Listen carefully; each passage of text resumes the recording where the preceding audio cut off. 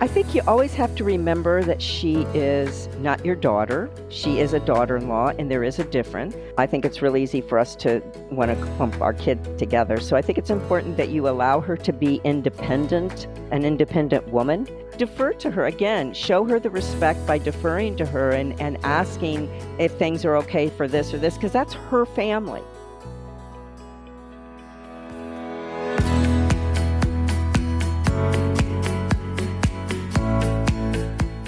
Hello everyone, I'm Connie Gorant. Welcome to Bite Your Tongue, the podcast. Thanks for joining us as we speak with experts, authors, parents, and even young adults to explore the transition from parenting our young children to building healthy relationships with our now adults. Hopefully we'll grow together, learn about ourselves, our young adults, and of course, when to bite our tongues. We are so happy you're with us, so let's get started. Hello, everyone, and welcome to another episode of Bite Your Tongue, the podcast. Before we get started today, I've got to do another shameless pitch for our great Bite Your Tongue mugs. Check them out on our website at biteyourtonguepodcast.com. Get yours today. It really helps us keep producing. And if I say so myself, they're pretty cute. Do it for us and do it for you. Now let's get started. Our listeners keep asking us to do an episode on the mother and daughter-in-law relationship, the good, the bad, and the ugly. So this episode is a we're on it. You asked for it, and we found the best person to talk to. We did some searching, and today we're pleased to welcome Dr. Deanna Braun. Dr. Deanna is a leading expert in mother and daughter-in-law relationships. She also has firsthand experience being a mother-in-law herself and has written 2 books. The first, Reluctantly Related, and the second, Reluctantly Related Revisited. Thank you so much for joining us, Dr. Deanna. Is there anything I missed in your introduction? Anything else you'd like to tell us about yourself? We'd at least like to know how you decided to delve into these relationships, and was it hard to share your own personal stories? Well, let me tell you first how I got into it, and then I'll tell you about telling my story, because they're kind of combined in some ways. Okay. When my son married his wife, my daughter-in-law, we got along great, for the first, I'm going to say 3 years maybe. We were like really close. In fact, she was the one who invited me to go help her buy the wedding dress or pick it out, So, Wow. That's how close we were. And, we talked all the time. They had moved to Tennessee. I was living in Michigan at the time. So we would talk all the time. I would talk to my son, but I would also talk to her because she was very much a part of my world. Then they had their first child, and that's when everything changed. And it was like, I don't know, it was like a switch went off. I don't know what happened. In hindsight, I do, but I didn't. Right. And I'm acting the same as I always had. And all of a sudden, it's like I couldn't do anything right. I was too controlling. I was too this. I was too that. I was, butting in their business. I was doing everything and everything wrong, obviously. And it just would go on. And then it would be weird because we would have these issues that were obvious. It's not like we didn't talk about it. Let me just put it that way. We would fight about it maybe, or I knew she was angry, but I couldn't say anything, that kind of thing. So, the tension's there. Then it would get better, and then it would get bad again. And it would be this back and forth thing. And that would go on for years. That actually, it went on for 8 years, which is a long time because that's through 2 children. Then my sister died. And it was sudden. It just really woke me up to the idea of, wow, we don't know how long we have here. And so it was really important to me at that point. First off, I was exhausted going with this back and forth business. Negotiating this relationship all the time. Exactly. And so I started to do some research. I interviewed mothers-in-law, I interviewed daughters-in-law, sons and husbands. I interviewed everybody. And I learned so much from that. One, I learned what I was doing wrong because when I was interviewing, I had my therapist hat on, and then I had my, mother-in-law hat on. And so I would listen to different things, and I realized some of the things I was doing wrong. So what I started doing is changing my behavior based on who my daughter-in-law was. Mm-hmm. And as I started changing my behavior, she started changing hers. And so it's not like we ever talked about, oh, we need to work through this, because that doesn't work. I'll tell you that right now. As a therapist, I know that doesn't sound good, but it doesn't work unless you're in a therapy setting, and you're not going to get your family in a therapy setting very often. So the best thing to do is change it. I changed it through behavior. Mm-hmm. And she started to change. And so once we got onto a good thing, then now I've got this research and I'm going to write these books, and I'm going, oh my goodness, what is she going to think about my writing this book? You know, is our relationship going to go down the tubes? You know, Right. So I talked to her about it. I told her what I wanted to do, and she was really actually excited about it. So I had told her that I wanted to share our Thanksgiving from hell. Mm-hmm.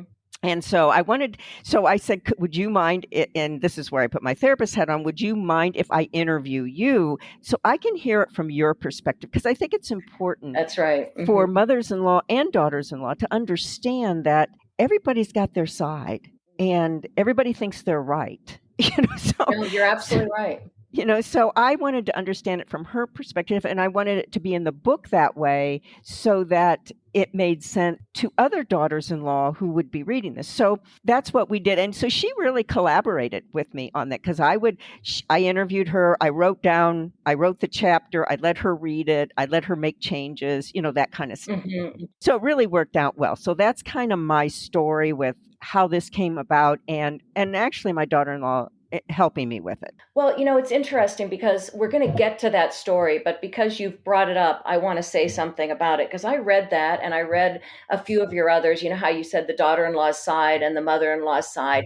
And I was reading what the mother-in-law was doing, like probably going to get them confused. I think in your case, you got up early and started wanted them to sleep in, and you thought you were Right, doing such exactly. a nice thing. And I was thinking that is a really nice thing. And then she woke up really angry because I think she was struggling with nursing or something, exactly, and wanted to do the nursing, and you didn't know that.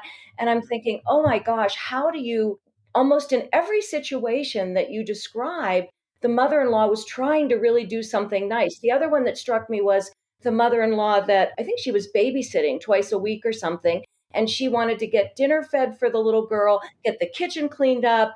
And the daughter-in-law came in and just freaked out because it was a little bit of jealousy. I think the daughter-in-law's answer was, I was mad. Was she trying to show me that she could do this and keep the house clean at the same time when I had those struggles? So I found that so interesting, because I thought to myself, those are the kinds of things I might choose to do. Oh my gosh, I'm going to do something kind and it's going to end up flying back in my face. So I want to get to that. Before I get to that, I want to read the one quote that I think reflects what you said earlier about changing your behavior. And I want to talk a little bit about the power of you.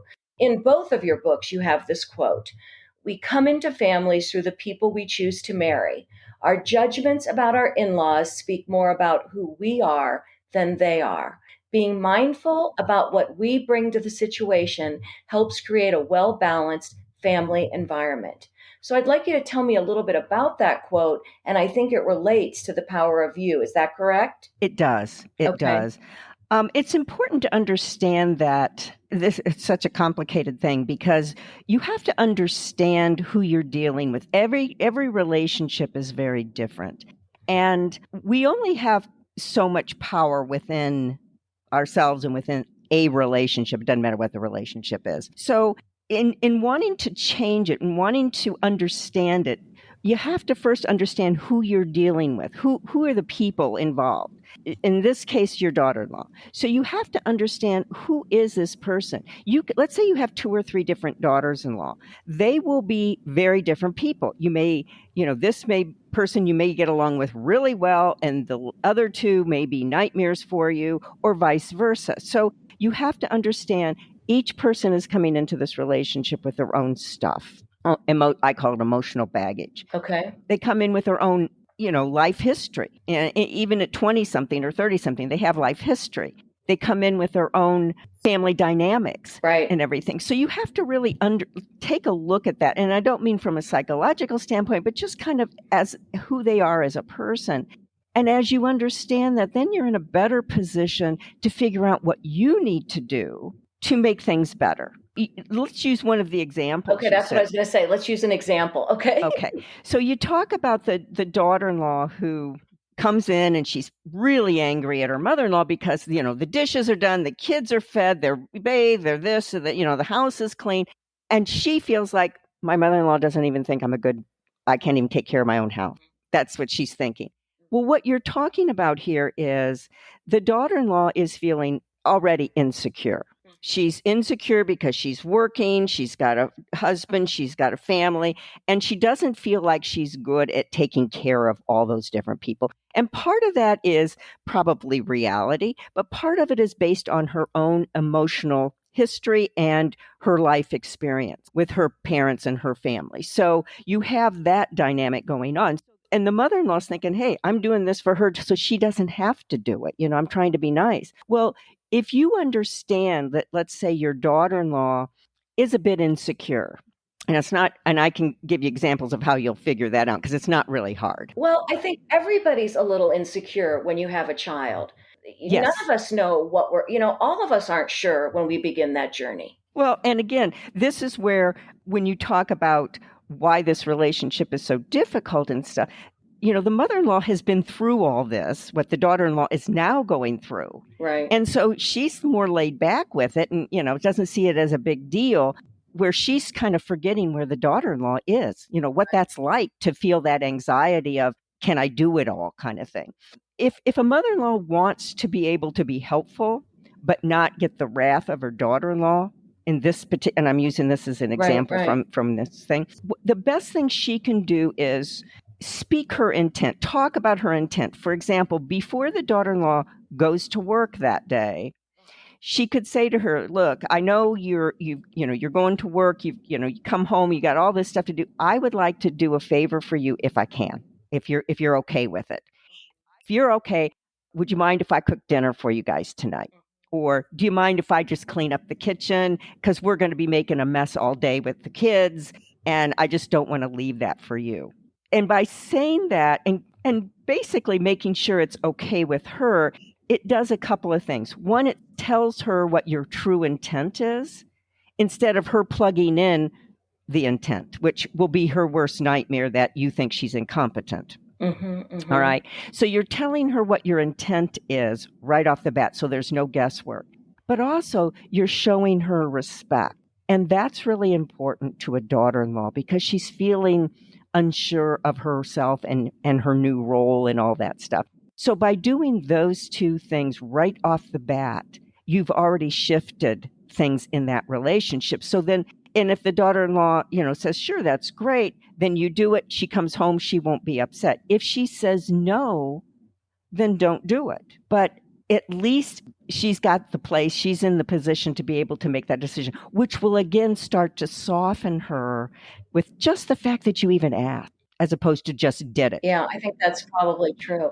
I just imagine myself in the situation and, you're taking care of kids. You aren't even thinking about it when she's there getting ready to leave. But midday or while the child's taking a nap, you think, oh, I've got some time. Maybe I'll clean up here and make some dinner. Then is it a good idea maybe to text the daughter-in-law and say, Sally's sleeping. Do you want me to whip up, make some dinner for you? Would that be helpful? You just always ask, whatever the situation. Yeah, that would be fine. I mean, in today's world where you can text, that would be great. Right. That way, you and you say it just like that. I've got some time. So she's sleeping. If you're okay with it, I'd be happy to do it. I know when I was your age, I didn't want to come home and have to cook all the time. Right. You make it more of a normal thing, and that just makes it so much easier for her. So yeah, it doesn't have to be like first thing in the morning or even the night before. Yeah, because I don't always think you have a set idea of what your day is going to be when you're dealing with young children. It's absolutely true. We're never quite sure what our day's going to bring, but we certainly hope we never encounter or experience this little outtake we're going to share from the TV show Everybody Loves Raymond. Marie, Ray's mom, is talking to Deborah, her daughter-in-law. This is an absolutely what not to do. Enjoy. In the past, we've had our share of tiffs, but I truly believe it's because you misunderstand me. I am not interested in a relationship of artificial pleasantries and and phony smiles. You never ever have to pretend with me. I'm always honest with you, aren't I? And if I see something that you desperately need help with, like cooking, cleaning, the children, your hair, I care so much that I have to say something because I want to help. Oh, honey, you don't have to be worried, dear.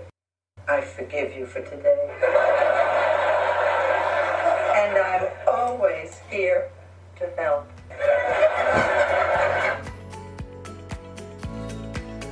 Hope you enjoyed that little outtake. Now let's get back to today's episode.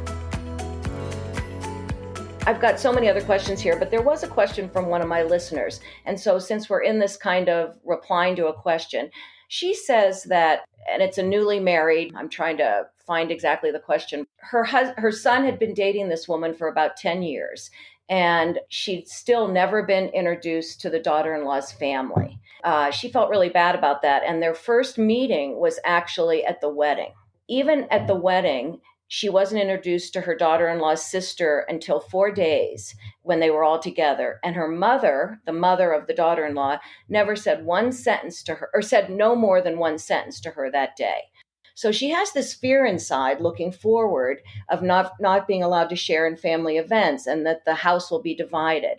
How can she approach this? And the families are geographically separated. So how does she figure out why, the families have become so distant and there wasn't, how usually you go to a wedding, there's a lot of love, welcome to the family, blah, blah, blah. Mm-hmm. She wasn't feeling that. And she's really scared of what's to come.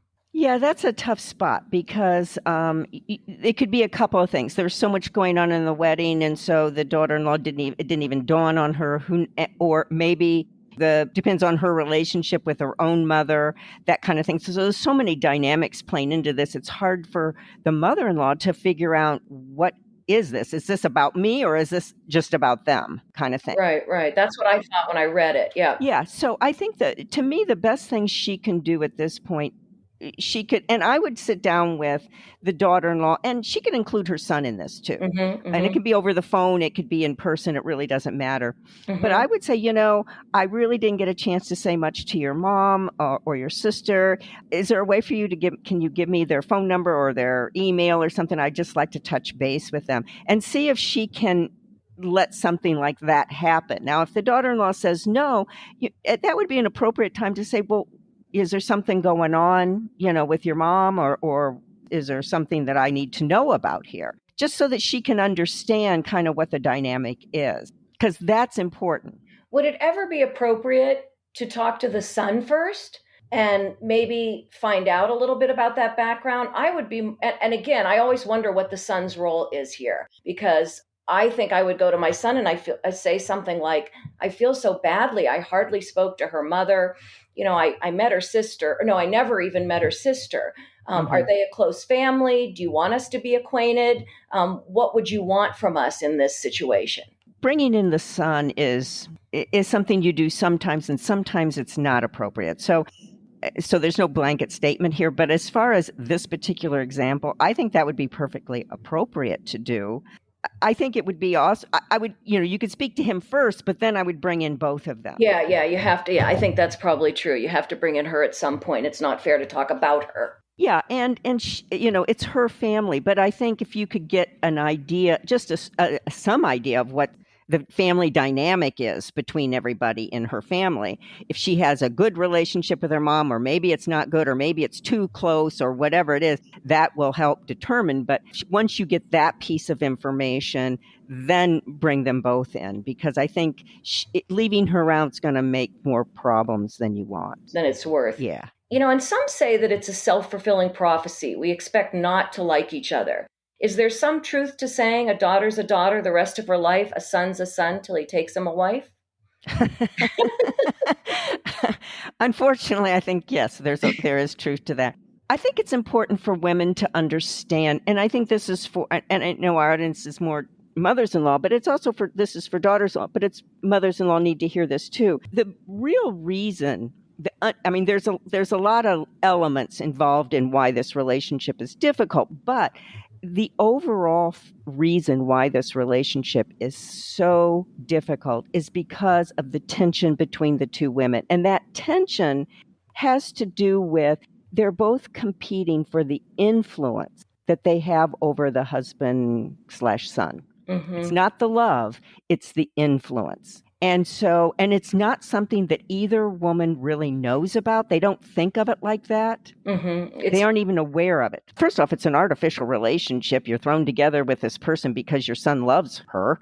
You don't really know her. And so, you're trying to create this relationship and you don't even know who you're dealing with. It's not a natural way we develop relationships. But this tension that's there between the two women who are competing for this influence is so critical because it can, you can get along, and I'm a perfect example with my daughter-in-law, get along and then one sentence can happen or one behavior can happen and boom, it changes everything because of how that particular word or behavior is interpreted. Well, let me ask you this. What are some of the early steps a mother-in-law can do to start a positive relationship with her daughter-in-law? Is it always, well, I guess go back to the power of you. We didn't even finish that, so we need to go back to that. But what are some of the steps? Your son's engaged.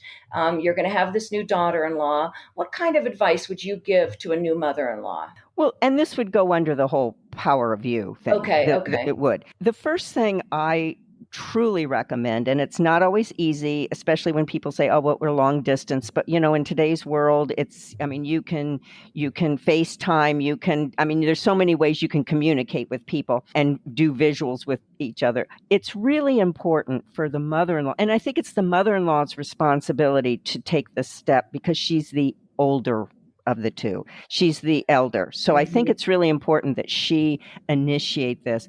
And she needs to develop a relationship with her daughter-in-law that is independent of her son. All right. She needs to figure out, of what she likes, and she can get some of this information from her son, but she needs to find out what does she like, what doesn't she like, what is she into, that kind of stuff, so that she can start developing a relationship with this woman that is based on more than you're married to my son. What commonalities do you have? What can she teach you that maybe you don't know? Because one of the things that daughters-in-law struggle with is, here's my mother-in-law who has all the answers because she's mature and she's been through it and all this other stuff, and I know nothing. We want to balance that relationship a little bit. And part of that is there's got to be things that your daughter-in-law knows or is into that she could teach you about. In a relationship, that the other person feels that they matter and that they're valued. And that's where the mother-in-law can really show that to the daughter-in-law by learning what she's into and not just be the teacher, but sometimes be the student. Oh, that's a really good point. Anything else? Can you think of anything else that starts off this relationship on the right foot?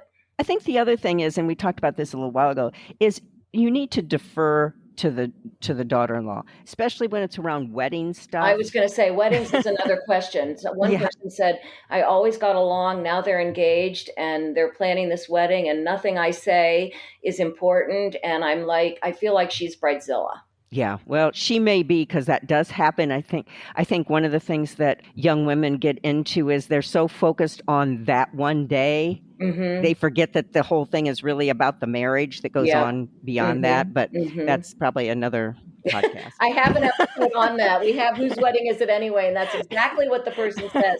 Think about the relationship, not the wedding. Yeah. So, but in this case, I think, again, to defer to the daughter-in-law, you can ask her, I was thinking about this. What do you think? How can I help you in this area or that area, whatever area it is, and talk to her that way to let her know that you're open to things that you have thought, but you're not going to jam them down her throat either. And again, it's showing respect. I am talking about a wedding, but in situations like, I just imagine this, and I've had people say this to me, oh my gosh, this was when this was really new. Remember when people signed up for money gifts, like give to our honeymoon or something, or we don't, and that was at the very beginning. My friends would say, oh my gosh, I'm so embarrassed. My daughter-in-law's asking for money for her honeymoon. And do you just not say anything to them and let them do their thing? Or they're not sending thank you notes. Or I can't believe my daughter-in-law didn't even thank Mrs. So-and-so for giving that shower. I mean, you really have to bite your tongue a lot. You do. Well, you do. I mean, and again, you got to think about it. These are two adults now. Right. You know, your son and your daughter, they are adults. So they don't do the quote proper thing. That's on them. And you've got to let that go. But you feel like it's on you. So you do have to let that go. That's your job, I guess. Yes. You've got to let it go because they are adults and it's their choice, not yours. Our generation was kind of the first generation to sort of be so close to our kids, raising them. I don't remember my parents going to every sporting event I was ever in. Whereas we not only went to the sporting events, we brought the oranges, we did Yes. we probably were doing somersaults on the side. Yes. And now it's our job to let go and realize that they are adults and this is their family. And we are not part of their immediate family anymore. And I think that's a hard separation. It is. And again, when we were the age of our children who are getting married, when we were that age, we didn't have to deal with any of this because our parents already separated from us. Right, exactly. They were like, bye. Yeah, exactly. No one was paying cell phone bills, right? Exactly. So I think the problem is no one taught us how to do that. It was just such an automatic thing. And one of the things that I think it's important, and this is for sons as well as daughters-in-law, the daughters have to do this as much as a son does, and that is they have to emotionally separate from their parents, and particularly the mother. And the mother has to do that too. And I've had so many mothers-in-law say to me, oh, but I separated from my son a long time ago, blah, blah, blah. But, and then there's this but now, I never hear from him and I never this and I never, and part of it is you let go to a degree, but you didn't really let go. And it's such an important piece because if you don't, you're the one that's going to end up being hurt and you're going to be misinterpreting things. And I like to use the example of if you think about your own husband, now that you're an adult and you two are married and Mm-hmm. I'm talking about a mother-in-law right now. If you think about your own husband, how many times does he call his mother and share intimate details and get into what's going on in his world in that way? Mm-hmm. I mean, it doesn't happen. So why should your son be doing that? Well, I think it goes back to what we think from how we raised our kids. I think you're absolutely right. And I tell some of my friends this when they say, their kids aren't calling or whatever. And I think, well, how many times did I call my mother? And, Exactly. I called her, but I told her only what I wanted to tell her. And it was a lot of superficial things. Exactly. Because I wasn't about to share the ins and outs of my personal life. Now, some daughters do that with their mothers. I never did. So I don't know why I expect my kids do. And I think some of it is a little bit of, I'll be honest, jealousy when I hear my other friends' daughters calling them all the time with this and that. And I don't know what's going on. I feel a little distant. And then I say, well, that's the way it's supposed to be. Well, I think, though, a daughter who's calling her mother frequently and sharing intimate things is a young woman who isn't allowing herself to mature on an emotional level. She's stuck in this being a kid, and that's unhealthy. I mean, women love to talk about, oh, my husband shouldn't be calling his mother all the time. Well, neither should the daughter. So it goes both ways. Yeah. And I think it's really important that we allow our kids, and we don't, but we should be allowing our kids to grow into the independent adults we raise them to be. That's our job. You're absolutely right. And I think that's the hardest job in our generation. It is. And even some of the questions I got from people, I thought to myself, well, maybe this isn't your family and you're not going to be involved every single day and you're not going to see your grandchildren all the time. You need to step back. Maybe I'm totally wrong and I'm not there and I'll feel all these things later. But anyway. Well, if you do, call me. I will. So you also say something in your book, you feel the tension, maybe she feels the tension. What do you do about it? Why is it there? It's horrible to be walking on eggshells all the time. What do you do? It is. Well, and this is, I kind of call it getting unstuck, because what happens is that when there's that much tension going on, first off, neither party is going to be listening to the other person. Both people are going to be thinking, if I can just convince her that she's wrong, and that I'm right, we'll be okay. She just isn't hearing what I'm saying. Well, the other person is saying the exact same thing. And what happens is when we're in these situations, and let's say you do try to talk and tell her why you're right, she's over there, instead of listening to you, she's over there thinking, what am I going to say next to rebut what she's just saying? So no one's listening to each other. That's the biggest piece here when there's that much tension. And again, I kind of focus on the mother-in-law because she's supposed to be the mature one here. That's exactly right. I agree with that. And somebody's got to do it. So why not the mother-in-law? So in this case, when you're in that situation, if you want to be heard, you've got to first hear the other person. And when there's that much tension, what I pick up is that someone is really hurt. Someone is really feeling misunderstood, or whatever they're feeling. Something is going on. And the best way for you to get past this stuckness that you're in is to find out what is going on with her and just say, obviously you're angry with me about something, or you're upset with me. I want to hear what it's about. And this is where it's really hard, but you have to do this. You have to listen to what she says. And the best thing to do is when you hear what she says, instead of fighting back and saying, but this, and you did that, and all that other stuff that never works and get defensive, you need to ask her question so that you make sure that you understand exactly what she's saying. So if she says, I'm really upset with you because you just stop by and you don't even call, you just assume you can come over whenever you want. And instead of explaining yourself at that moment, the best thing you can do is say, wow, I never realized that. And then you repeat back to her what she said, but in your own words, that my coming over without letting you know that, or finding out if it's even okay, was that disturbing to you? I wasn't aware of that. And so by listening to her and then repeating back to her in your own words what you heard her say is helping her to feel, one, that you heard her. Because all anybody wants to do when they're that upset is they want to feel emotionally heard. They want to know that you understand the emotional pain that they perceive you to be putting on them. Now, it's a perception. It may not be real, but it's their perception, which in that case is their reality. That's so right. You got to deal with it.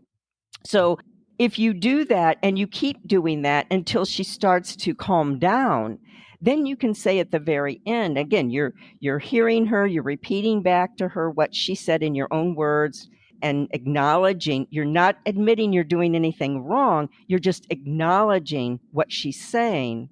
Then at the end, you can say, what can I do to make this better? That's an important sentence. And that is crucial. And then I'll tell you, they soften. At that point, the ice has melted. Because all people don't often even need an apology. They just want to feel heard. Oftentimes we're so quick in apologizing, we don't even know what we're apologizing for. It feels so artificial. Neither person believes it. You realize how all of these are just about relationship. We had an interview early on in our podcast with a Dr. Susan Heitler about, getting along with our adult children. And one of her phrases was very similar to what you're saying. The customer's always right. Meaning whatever your child's feeling, you agree with that feeling and let them be heard. Yes, exactly. Your daughter-in-law, in her mind, is always right. So she had this term where she would say, agree and. I agree. It must be hard to have someone drop by all the time unannounced. Exactly. I didn't realize how hard that must be on you. What can I do to make it better? Exactly. That kind of thing. So immediately the customer is always right. And I think you're right. The tension goes down, the ice melts, as you said. Exactly. And I think that's really goes back to the power of you. You are in charge. Don't expect it from her because you might be waiting a very long time. Yes, forever. And the other thing to think about too is that, no one's really right or wrong in these situations. So quit focusing on who's right and who's wrong because that doesn't matter. She could be telling you something about you did this or what, and it's totally off base. And yet you'll never convince her that she's wrong. So just listen to it. Just acknowledge it.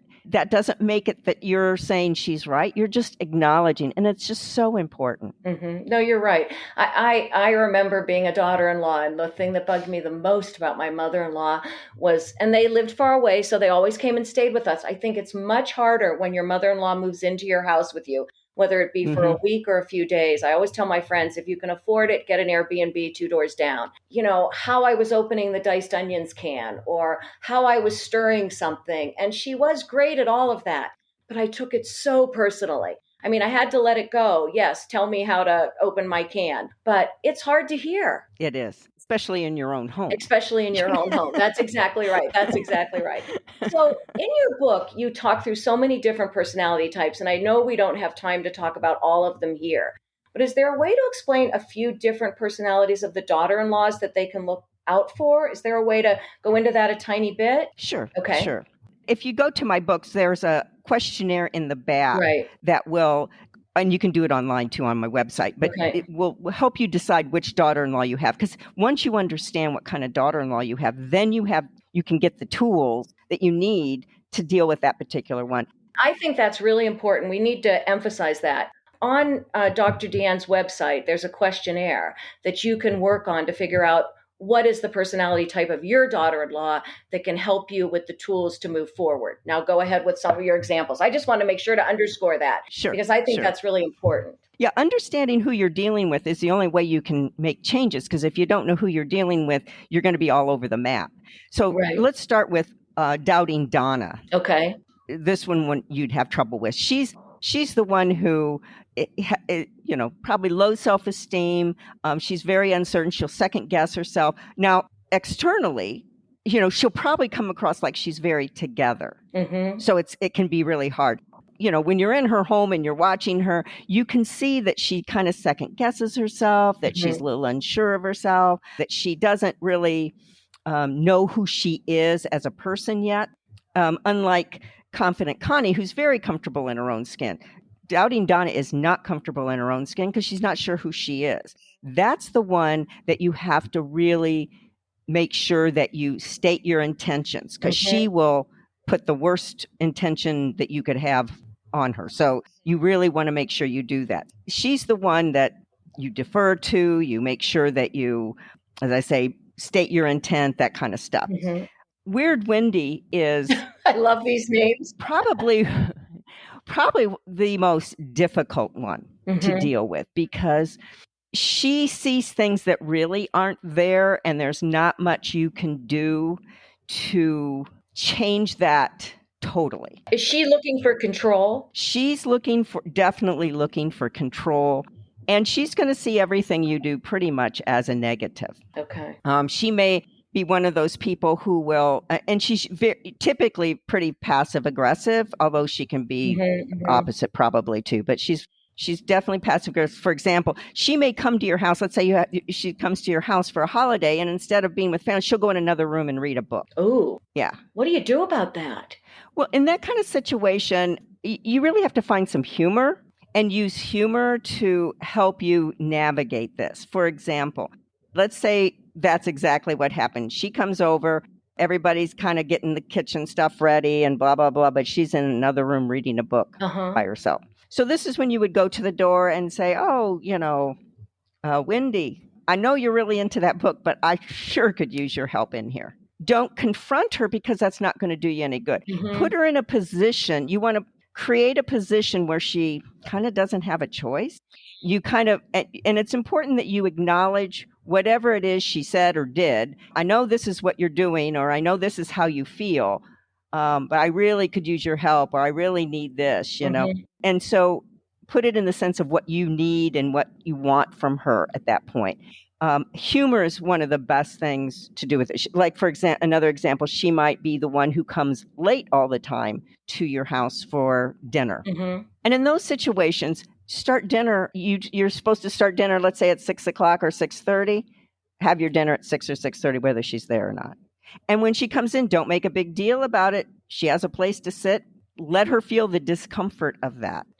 That seems hard. See, I'm listening to this thinking, If I went in and said, Wendy, I know you're really enjoying your book, but I could use some help in the kitchen, could she get angry about that? I can't believe your mother wouldn't let me just read the book. She invited us here. She should be making the meal. Yeah, but she'll never say that to you. Okay. But am I causing more tension? Not really. Well, you're probably causing tension within her. Okay. But you're also getting her engaged to some degree, and then Okay. she might settle down a little bit. Now, she may say something to her husband, but he's also probably aware of her ways of being too. So, Yeah, that's probably true too. Yeah. Anyway, are there any others? I don't want to go on until we've gotten 3. the other one that a woman might struggle with would be the transition Tracy, and she's the one who she's very comfortable in her own skin. She probably had not a bad relationship, but not a great relationship with her own mother, but she's worked through that. And so she's kind of at the point where she doesn't really need or seeks out a relationship with her mother-in-law. She likes her mother-in-law fine. She's okay with her. She can chat with her when she's there, but she's not someone who's probably going to go to lunch with her mother-in-law or go shopping with her mother-in-law. And in that case, you have to let her be who she is. Mm-hmm, I agree. Enjoy her company when because she's willing to talk to you when you're at her house. So chat with her when she's at your house. Take her where she is. You have to kind of change your expectations. She's not going to be the daughter-in-law where you going shopping or you're going to lunch or you're going to tea or whatever it is. She's just not going to be that kind. But she still is okay with you, having somewhat of a relationship with her. So you just have to change your expectations. That can be hard too. Well, and that goes to something else you say, this whole idea of letting go. Your son picked this girl. Is it time to step away? Maybe not everyone's going to have the quintessential relationship with their daughter-in-law. Is not being shut out enough? I think you have to look at it a little different. It's not that you walk away, because I don't think you should ever walk away. I mean, that's your son. How can you walk away from your son? But I think you have to understand that your relationship is different. You're in a different role now. And I like to use the analogy of driving a car. So when your son is young, you're in the driver's seat and he's wherever he is, but you're in the driver's seat. So when he becomes a teenager, you're in the passenger seat. Mm-hmm. Okay. And when he gets married, you're in the back seat. Mm-hmm, mm-hmm. Okay. And you have to understand that you are secondary. You might be in the trunk. You might be in the trunk. That could happen. Absolutely. No doubt about it. But I think you have to understand that your role is different now. You're secondary. Right. And it goes back to what we said before. We weren't calling our parents all the time. We've got to let them be who they are and understand that our role has changed. We're kind of the icing on whatever cake they make or the sprinkle, We're not the cake. We hope we're the sprinkles and not the calories. Exactly. And we're definitely not the cake, though. Right. That's exactly right. So you have to, or a part of the cake. So I think you have to really shift. And I think part of the problem is we've never learned that. That's not something we ever have talked about. And it's hard. Yes, it is hard. It's hard because your whole role changes. Absolutely. And it is hard. And it's, no one tells us how to do this. And it's not something that just happens overnight. It's gradual. And it happens, you'll take 2 steps forward, 1 step back. I mean, that's just how it happens. Why do you think this isn't such a problem with father-in-laws? Well, that's interesting. I have that question a lot. Yeah. And you have it at the end of your second book, a little chapter about it. Yeah. I'd like to hear you talk about it. Reason a father-in-law is not going to have first off, men have very different kind of relationship than women do. Mm-hmm. Their connection is through activities, sports, hobbies, whatever they are into. Mm-hmm. That's what they base their friendships on.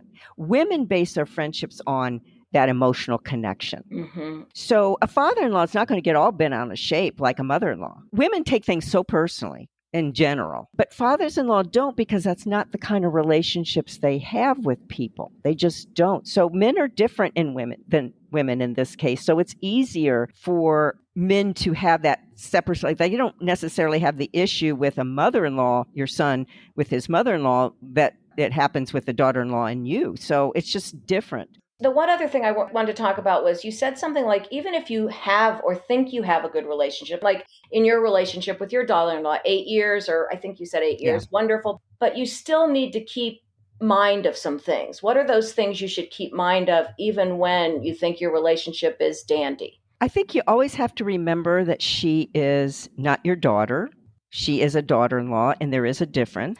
I think it's real easy for us to want to clump the kids together. So I think it's important that you allow her to be independent, an independent woman, to respect and allow the boundaries with her, and defer to her. Again, show her the respect by deferring to her and asking if things are okay for this or this, because that's her family. So even when things are hunky-dory, remember to still continue to ask. Don't just assume she's Exactly. quote unquote your daughter now. Yes, exactly. Exactly. I think that's really good advice. How about the difference between a close, healthy relationship and being too close? Can a daughter-in-law be too close to her mother-in-law? Yeah, and I think again it goes back to what I said before, because it's a mother figure. So I think if the daughter-in-law is calling all the time and talking all the time and sharing intimate stuff about her husband, which is your son, one, it's awkward for the mother-in-law because that's her son. Mm-hmm.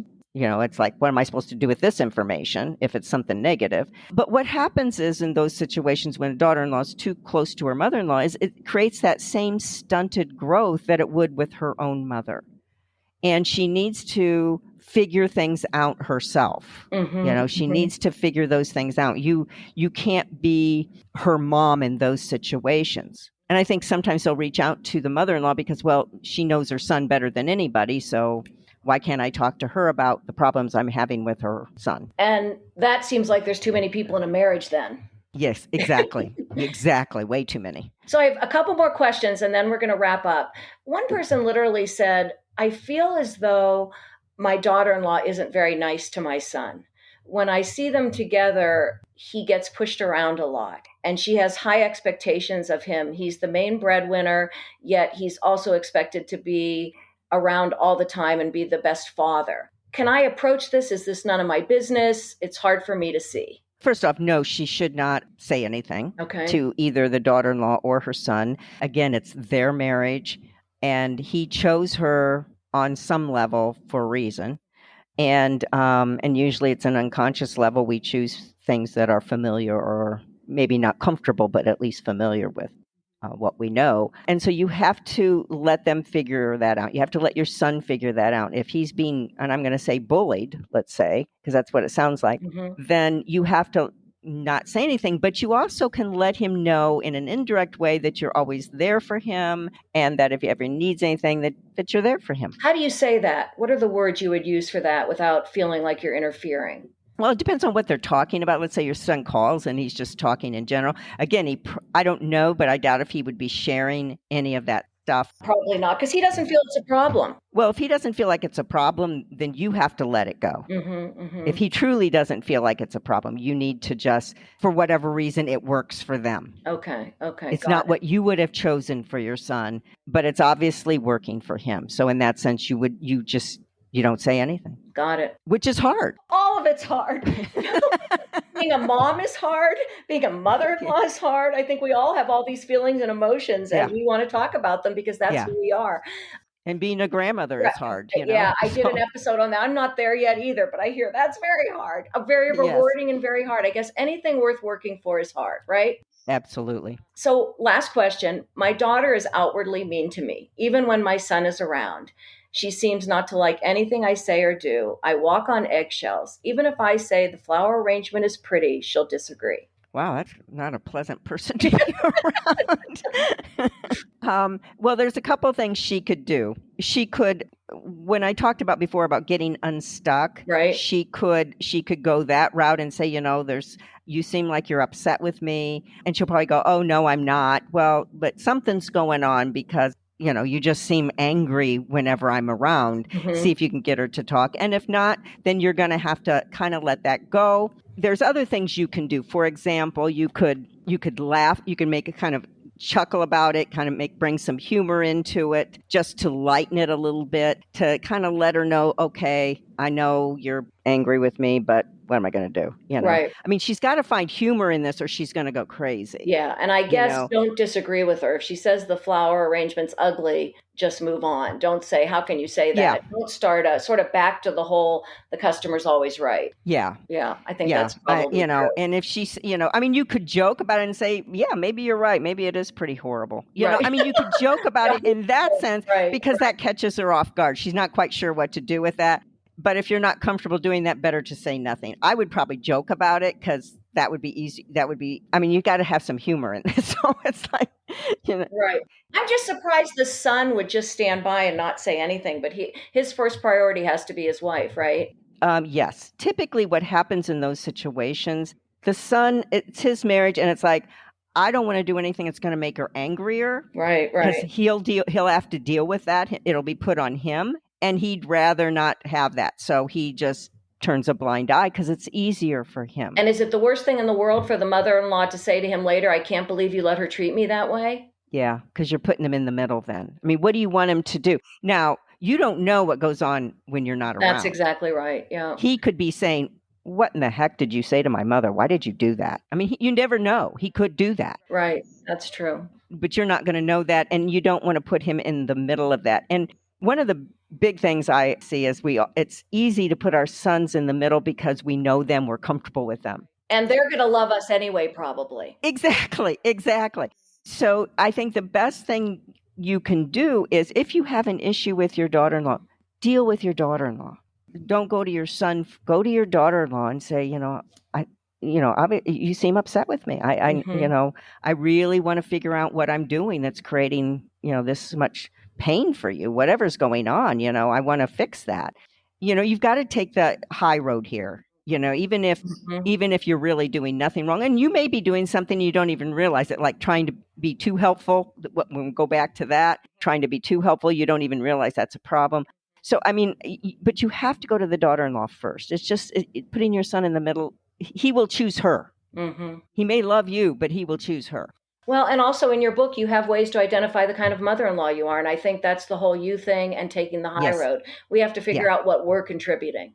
Yes, exactly. Mm-hmm. Because it's not just one person. And again, why do some of these relationships work and some of them don't? Well, part of the reason is because the ones that work is when you have a mother-in-law who's comfortable in her own skin, who's self-confident and comfortable in her own skin, and you have a daughter-in-law who's also that way. Those go well together. And they don't have issues. Now, not that everything's perfect and that, the mother-in-law or daughter-in-law doesn't do something to upset the other, but bottom line is they don't take it personally. They don't make a big deal. They're more like we used to be, like, oh, we just deal with it and move on.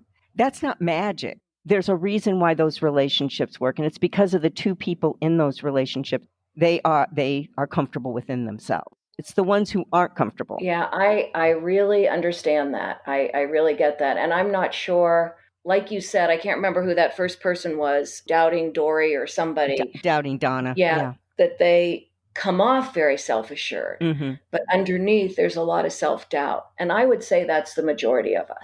Yeah, I think that's true because we put on a good front. We put on a good front, but we all have our doubts. And those people, when I look around, as you have me thinking, the people that I know, even as parents, completely had confidence in themselves, do a better job as a mother-in-law and a mother. Absolutely. So, Deanna, we're getting towards the end of this, and I want to know, what have we missed? What are some of the key important things maybe I've overlooked? Well, I think one of the things is how important the mother-in-law, daughter-in-law relationship is and why it's so important. I think the reason that it's so important is because it affects every other relationship in the family. If the mother-in-law and the daughter-in-law don't get along, then you have the father-in-law who's going to protect his wife. There's problems. So then he's now involved. Then you've got maybe a sibling of the husband, so it's a sister or another brother or whatever, who are going to take sides. Everybody takes sides. And so what happens is now you've not just kept it between the mother-in-law and daughter-in-law, you've now expanded to every other family member, maybe even extended where you have grandparents and cousins and who knows who else. So it really is that important of a relationship. Those two people can implode with everybody else in the family. So it's just a very critical relationship. Don't think for a minute that it's just between the two of you, because it's not. So that's one thing. The other thing I want to bring up is this whole bond versus relationship, because I think it's really, really misunderstood. First, let me define this. So a bond is something that is where there's really no agenda, there's no expectations. It's a really deep emotional connection. And it's going to be there regardless of whether there's a relationship or not. For example, trauma survivors. They may go to a group and they have this one thing in common, which is a trauma. Vets are another one because that's trauma being in war. They have this connection. Now, they may go their separate ways, but they still have this bond. Well, parents have bonds with their kids. So mothers and sons often have very deep bonds with each other, which is different than a relationship, because relationships ebb and flow. Relationships are constantly changing. So relationships have expectations. And if you think about your son for a moment, now he's going to go through different stages in life. So that relationship you have with him is going to change. But that bond never changes. It never wavers. It never goes anywhere. It's never diluted. It's what it is. And one of the things that I have found is with daughters-in-law, they don't understand this bond thing that you have with your son or your son has with you. They see that as the relationship, yet it's not. And so they get threatened by that bond and they try to do things to break that up because they think it's a relationship. You're too close to your mom. You're too, and it's not. It's just that bond is felt not only with your son, but with the daughter. She can feel that bond that you two have, but she doesn't understand it. And she thinks it's the relationship. So if you can help separate those two, the bond versus the relationship with your son, then you can let him move away in regards to the relationship, knowing that bond is going to always be there, regardless if you talk to him every day, once a week, once a month. And if he just chit-chats and it's all superficial, don't worry.